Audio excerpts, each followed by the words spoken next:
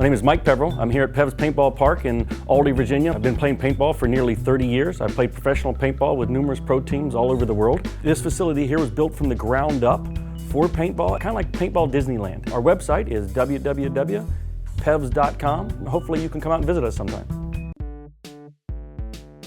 A lot of people ask me all the time, how come some paint costs 40 bucks a case and some costs 80 bucks a case?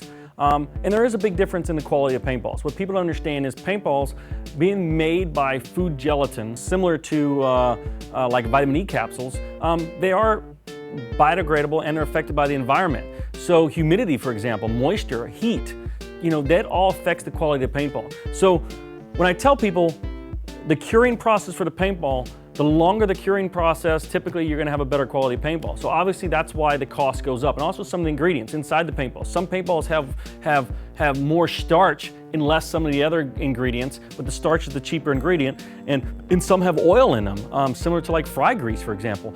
So it all depends on what you want. A really hard paintball that you find in these stores in these buckets, the reason why they hurt and the reason why they're no good is because the ingredients in them are subpar. So at our paintball facility for years, I've worked in the manufacturing industry for paintball as well, and I understand what it takes to make paintballs.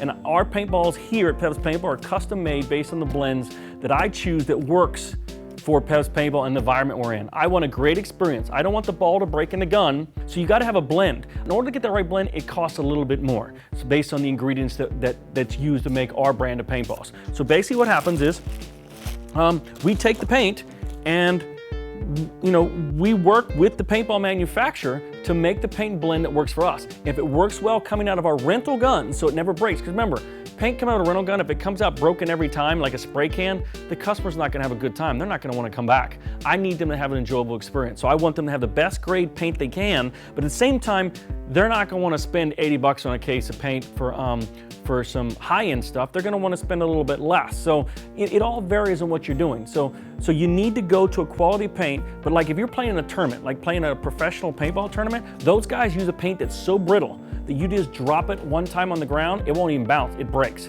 But it's working in guns that they're designed to use, which is these high-end guns that cost $1,000 that has low pressure. This paint is like the combination in between. So if you want the right paint, pick a paint that's gonna fit your bore size to the barrel, and also pick a good paint that's gonna last in the environment, the heat, humidity, and something that's not too hard that's not gonna break.